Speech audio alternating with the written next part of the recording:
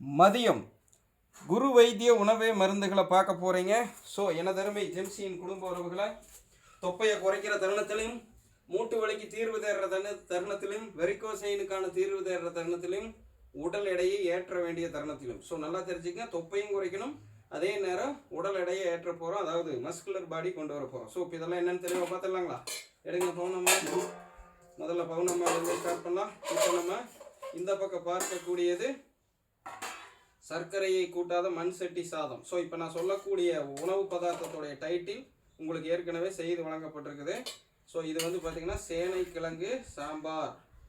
So குடிங்க, ஏற்கனவே வைக்கப்பட்டிருக்கிறோம், the best rich ப்ரோட்டீனா. So இது வந்து பார்த்திங்கன்னா சோயா, நீங்கள் மீல் மேக்கரும்பீங்கள, ஸோ அந்த சோயாங்க, தெளிவாக பார்த்துங்க. ஜவங்குன்னு இருக்கும் இல்லைங்களா, சோயான்னு கடையில் கேட்டால் கொடுப்பாங்க, ஆனால் இதுக்கு பேர் சோயா அல்ல. சொல்லிட்டு நீங்கள் சாப்பிடுங்களா? இப்போ இது கூட கொண்டக்கடலை, பாசிப்பயிறு வேணுங்கிறவங்க சாப்பிட்டுக்கலாம், நம்மக்கிட்ட இருக்குது, ஆனால் வேண்டியதில்லை, ஏன்னா இதுவே போதுமானது. ஸோ இப்போ நம்மளுக்கு தேவையான கார்போஹைட்ரேட் பாருங்கள், அளவாக எடுத்துக்கிறோம். நான் சொன்னேன் இல்லைங்களா, கடைசியாக தான் இந்த வார பச்சை மிளகாய் தீரணும்னு. இன்னும் பச்சை மிளகாயும் இந்த தக்காளியும் அப்படியே உள்ள சுண்ட எசன்ஸ் இறங்க விடுறதுக்காக வச்சுருக்கிறோம். ஸோ இப்போ நானும் வந்து பார்த்திங்கன்னா சோயா உப்பு, அதாவது சேனக்கிழங்கு சாம்பார் போட்டாச்சு.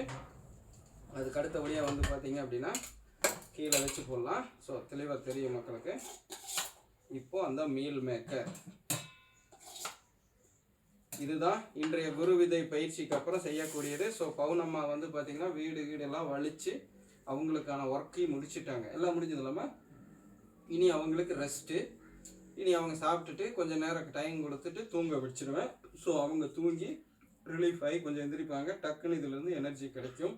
அதுக்கு தகுந்த மாதிரி செய்திருக்கிறோம். சர்க்கரையை கூட்டாத மண் சட்டி சாதம், ரேசன் பச்சரிசியில் சேனைக்கிழங்கு, நல்லா நோட் பண்ணுங்கள், மூட்டுக்கும் வெரிகோசைனுக்கும் சேனைக்கிழங்கு நல்ல பலனை தரும், அறுசுவை அமிர்தமாக வச்சிருக்கிற சாம்பார். 2வது நாள் சுண்டுனது. ஸோ இது இப்போ முடிஞ்சு போயிடும், சரிங்களா? நைட்டுக்கு வேறு, சரிங்களா? மொத்த ரெசிபி மொத்த நோய் காப்படிக்கிற கேட்டகிரியில் தான் இதுவும் வருது. நைட்டு வைக்க போகிறதும் அதுதான். நம்ம என்ன பண்ண போகிறோங்க, தட்டைப்பயிறு, கத்திரிக்காய், உருளைக்கிழங்கை வச்சு தேங்காய் வச்சு அரைச்சி அற்புதமாக ஒன்று செய்ய போகிறோம். ஸோ நீங்கள் அதையும் பார்க்கலாம்.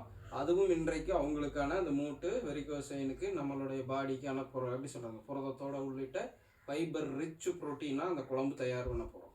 ஸோ இவ்வளோதான் இன்றைய மதியத்துக்கான லைவு. அதாவது லைவ் போட முடியல, என்ன காரணம்னா டவர் சுத்தமாக இல்லாதனால எடுத்து போடுறேன். ஸோ இது அப்லோட் ஆகும். ஏற்கனவே காலையோடது அப்லோட் ஆகிருக்கிறதுக்கு முன்னாடி. இன்றைய நாள் நல்லா நோட் பண்ணிக்கங்க. இன்றைய நாள் 6/9/2024, விநாயகர் சதுர்த்திக்கு 3 நாள். இது பியூர் வெஜ்ஜில் பர்ஃபெக்டாக எடுத்துருக்கோம். வீடுகளெல்லாம் சுத்தமாக வலிச்சு ஒர்க் அவுட்டும் பவுனம்மாக்கு கிடச்சிருக்குது. எனக்கு நல்ல குரு விதை காலையில் செய்துட்டேன். 20 செட்டு ஆரோக்கியமான வாழ்வுக்கான 1200 மூச்சுக்கள். இன்று மாலையும் நம்ம 20 செய்ய போகிறோம். ஸோ அதுக்கு தகுந்த மாதிரி சாப்பிட போகிறேன்.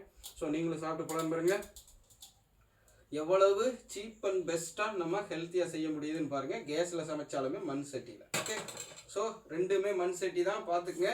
சாதத்துக்கான மண் சட்டி, சாம்பாருக்கான மண் சட்டி, கறி குழம்புக்கான மண் சட்டி தனி, மீன் குழம்புக்கான மண் சட்டி தனி, எல்லாமே தனித்தனியாக இருக்குது. ஸோ அடுத்த காணொலியில் சந்திக்கிறேன். நன்றி, வணக்கம் மக்களை. சொல்லுங்கம்மா. எல்லோரும் இயற்கையோடு இணைவோம், இன்பமாய் வாழ்வோம். நான் உங்கள் பவுனம்மா. நன்றி, வணக்கம்.